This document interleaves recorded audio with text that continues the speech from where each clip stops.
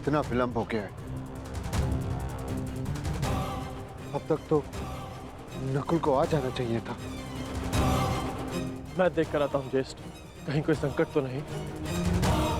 मैं भी साथ चलता हूँ।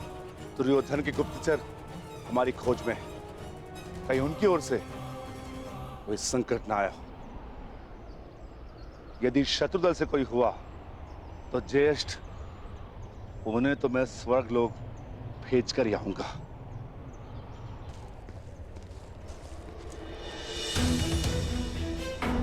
नकुल! नकुल!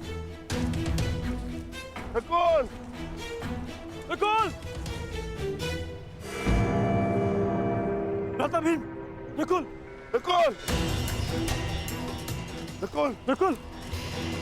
नकुल! नकुल! उठ जा। नकुल!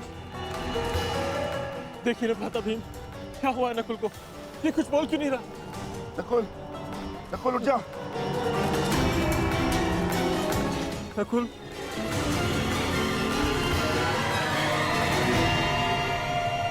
कौन छिपाए यहां? किसने मेरे अनुज नकुल पर प्रहार करने का साहस किया है? मैं भी उसे ललकारता हूं। मैं कहता हूं सामने आ।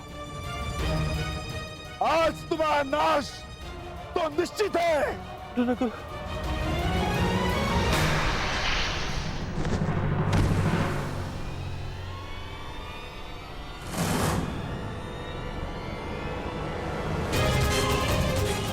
अरे ये क्या हो गया? कदे उठो। नकुल, कदे उठो। कदे।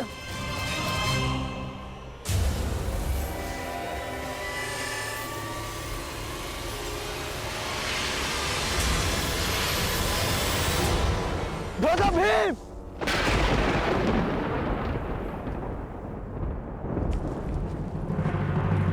भ्राता भीम! भ्राता भीम! सहदेव! सहदेव! नकुल! नकुल!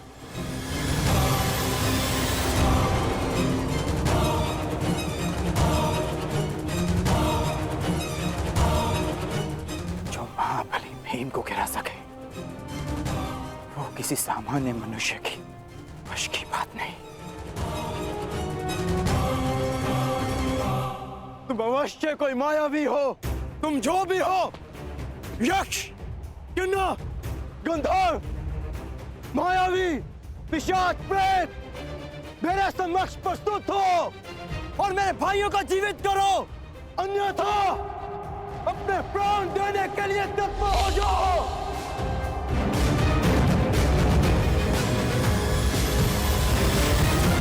मैं धनुधारी अर्जुन तुम्हें ललकारता हूं।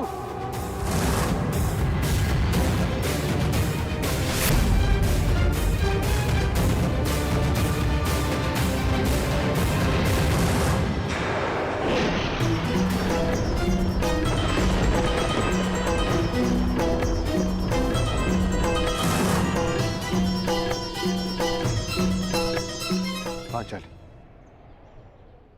ये भाला तुम्हारी सुरक्षा के लिए। मैं अपने अनुजों को ढूंढने जा रहा हूं। मैं भी साथ चलूंगी आर्या। नहीं पांचाली, संकट पता नहीं कितना बड़ा होगा। ये भाला अपने पास रखो। और हाँ, यदि मैं ना लौटा तो तुम सुरक्षित पांचाल लौट जाना। परंतु पांचाली, ये मेरी आज्ञा है।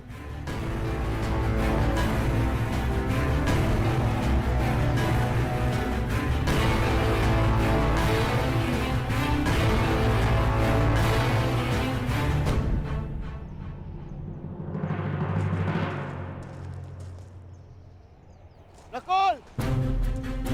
भीम! सहदेव!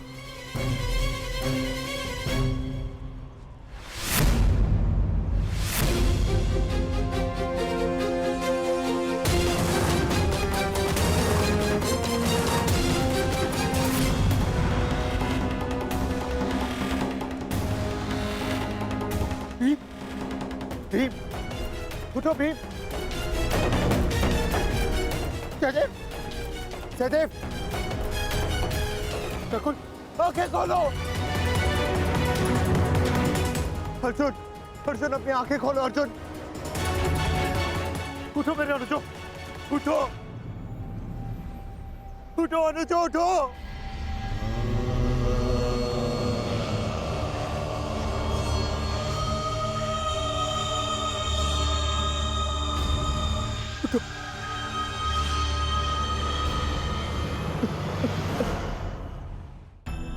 कैसा ज्येष्ठ, कैसा ज्येष्ठ। युद्ध में हारे जाने के पश्चात भी जिन्होंने मुझ पर अपना विश्वास नहीं हारा, उनकी सुरक्षा मैं कैसे नहीं कर सका? क्या उत्तर दूंगा, क्या उत्तर दूंगा मैं माता कुंती को, क्या उत्तर दूंगा मैं पांचाली को, क्या उत्तर दूंगा मैं उन्हें?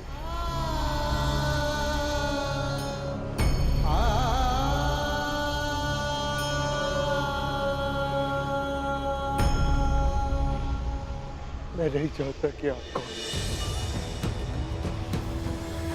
परंतु मैं ये चाहता कि मेरे अनुजों की हत्या में आपका हाथ अवश्य, आप अदृष्टि अवश्य है, परंतु मैं ये जानता हूं कि आप मुझे सुन और देख अवश्य सकते हैं। तो आप ये भी सुन लीजिए, या तो ये युधिष्ठिर अपने अनुजों को अपने साथ लेकर जाएगा, या इसी सरोवर के तट पर अपने प्राण दे देगा। कृपा करके बताएं कि आप कौन है? मैंने तुम्हारे भाइयों की हत्या की है और तुम्हारे भाइयों का वध हुआ क्योंकि वो इसी के पात्र थे। उन्होंने मेरी आज्ञा की अवहेलना की थी। मेरे प्रश्नों का उत्तर दिए बिना मेरे सरोवर का जल लिया और युद्ध करने को प्रस्तुत हुए। अब तुम्हारी बारी है युधिष्ठिर। मेरे प्रश्नों का उत्तर दोगे या युद्ध का आह्वान? बिना शत्रु को जाने, बिना उसका मंतव्य पहचाने युद्ध करना धर्म नहीं। इसीलिए समक्ष प्रस्तुत होकर आप मुझे बताएं कि आप कौन हैं?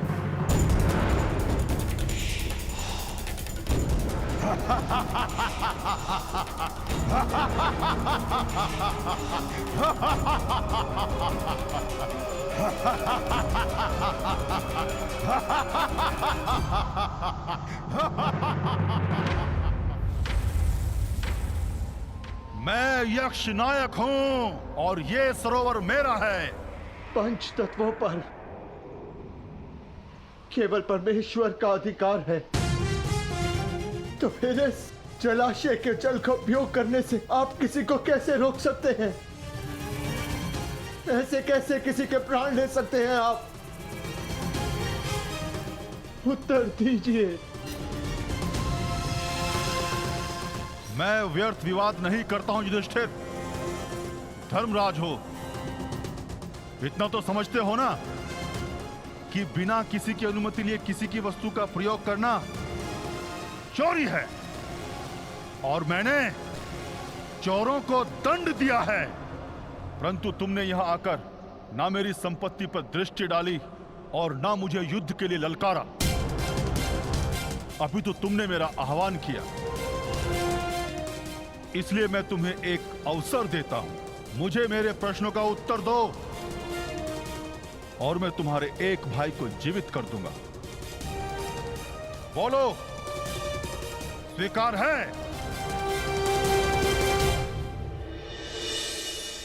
हे प्रभु, मैं नहीं जानती है कैसी लीला है, परंतु इस मां की परीक्षा मत लो। मेरे पुत्रों की रक्षा करो प्रभु, मेरे पुत्रों के। अपने भाइयों के पश्चात मुझे अपने जीवन का कोई मोह नहीं है महोदय,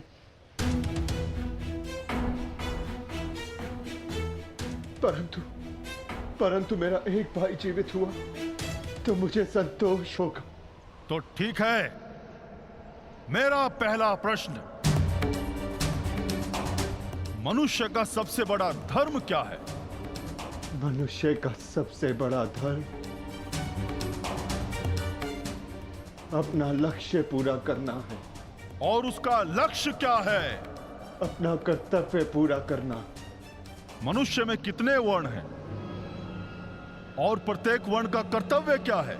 मनुष्य में 4 वर्ण हैं, ब्राह्मण, क्षत्रिय, वैश्य, शूद्र।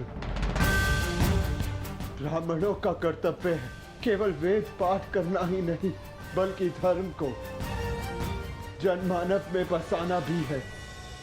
क्षत्रिय का कर्तव्य पराक्रम से धर्म की रक्षा करना है। वैश्य का कर्तव्य आर्थिक उन्नति करना है और शूद्र का कर्तव्य सेवा करना। परंतु इन चारों कर्तव्यों से बड़ा भी एक कर्तव्य है, वो है प्रत्येक मनुष्य का हित करना। क्षत्रिय हो, वैश्य हो या शूद्र हो, यदि वो जनहित नहीं कर सकता तो वो मनुष्य नहीं है। उत्तम युधिष्ठिर,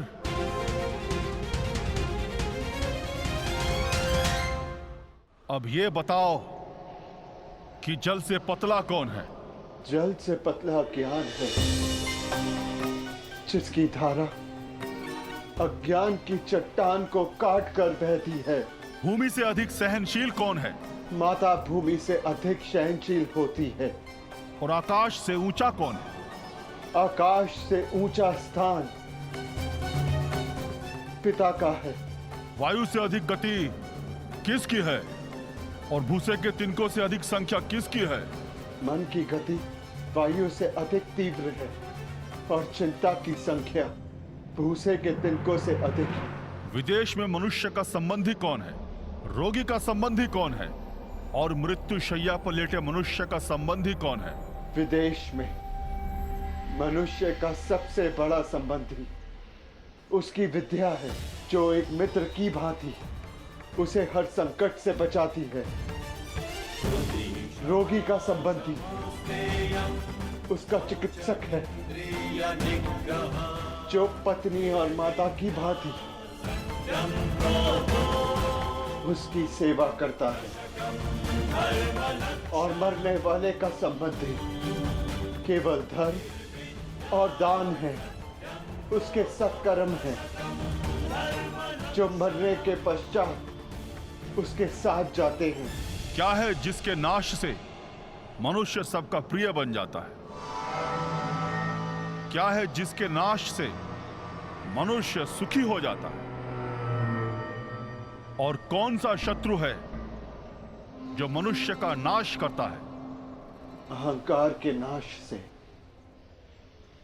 मनुष्य सबका प्रिय हो जाता है।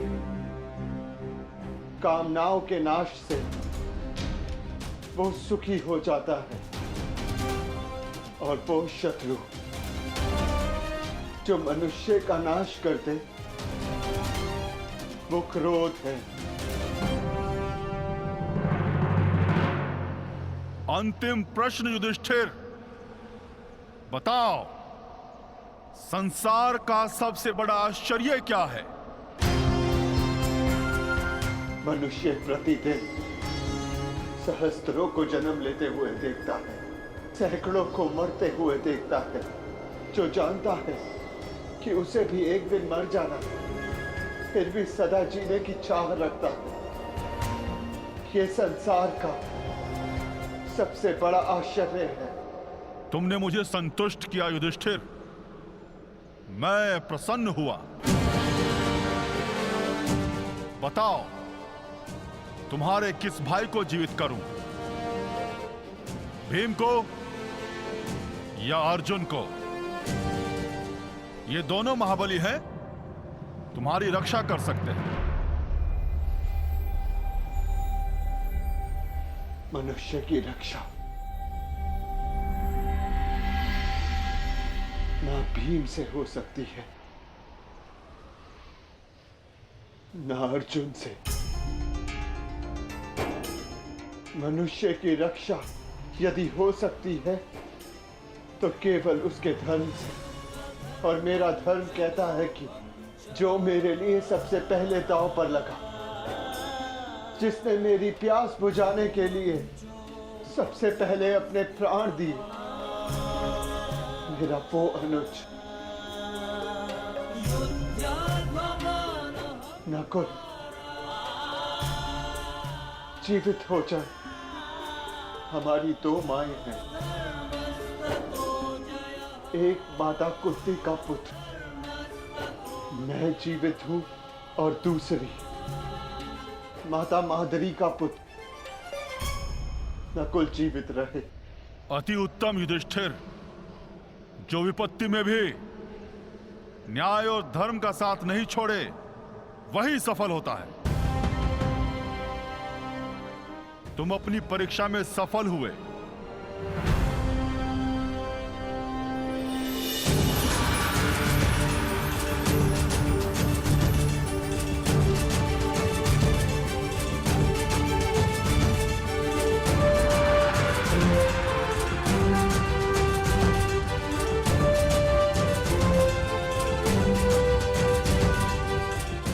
आज मैं पूरा संसार जीत के,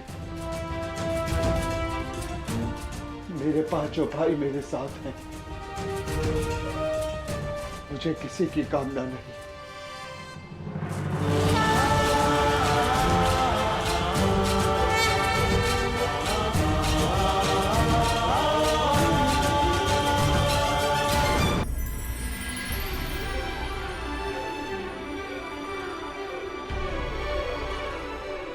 मैं धर्मराज हूं युधिष्ठिर, तुम्हारा पिता।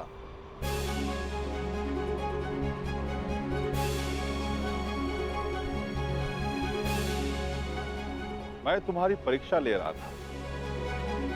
मैं जानना चाहता था कि होने वाले महायुद्ध में क्या तुम न्याय कर पाओगे, और मुझे विश्वास हो गया कि तुम सदा न्याय और धर्म की स्थापना करोगे। विजय भाव पुत्र, विजय भाव।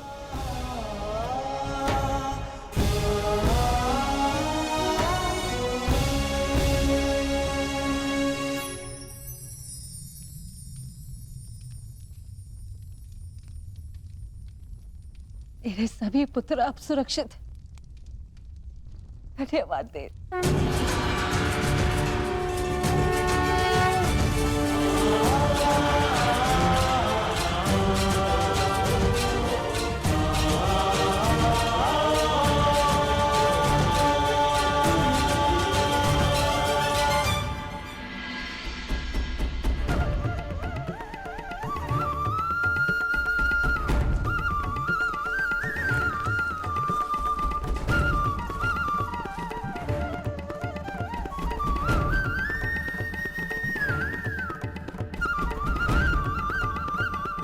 प्रणिपात वासुदेव।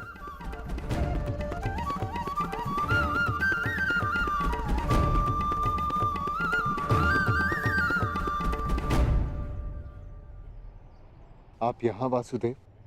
हाँ धर्मराज, तुम एक परीक्षा में भले ही सफल हो गए, परंतु मैं यहां अगली परीक्षा के लिए तुम्हें सावधान करने आया हूं। कैसी परीक्षा माधव? अज्ञातवास की परीक्षा अर्जुन, जो सरल नहीं होगी। क्या उसके विषय में कुछ सोचा है? जैसे वनवास कट गया वैसे ही अज्ञातवास भी कट जाएगा माधव। नहीं युधिष्ठिर, मनुष्य को अपनी कठिनाइयों से निकलने के विषय में पहले सोच लेना चाहिए, क्योंकि कठिनाइयों का लाभ उठाने के विषय में उसके शत्रु पहले सोच लेते हैं। असंभव! कैसे हो सकता है ये? पांडव बचकर कैसे निकल गए?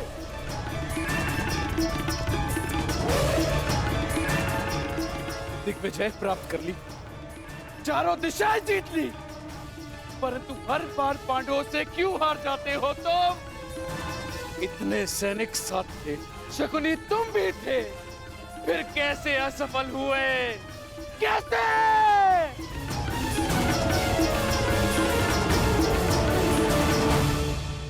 रुष्ट ना होइए महाराज, हम असफल नहीं हुए,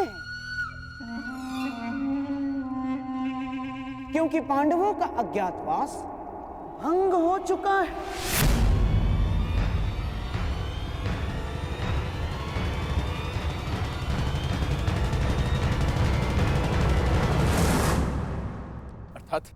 अर्थात ये महाराज कि अंगराज कर्ण ने पांडवों को अज्ञातवास में देखा था।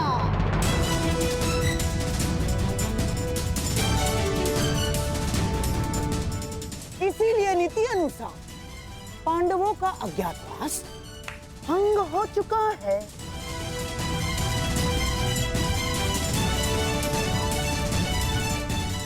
है ना कर्ण? क्या ये सत्य है कर्ण? तुमने पांडवों को देखा था?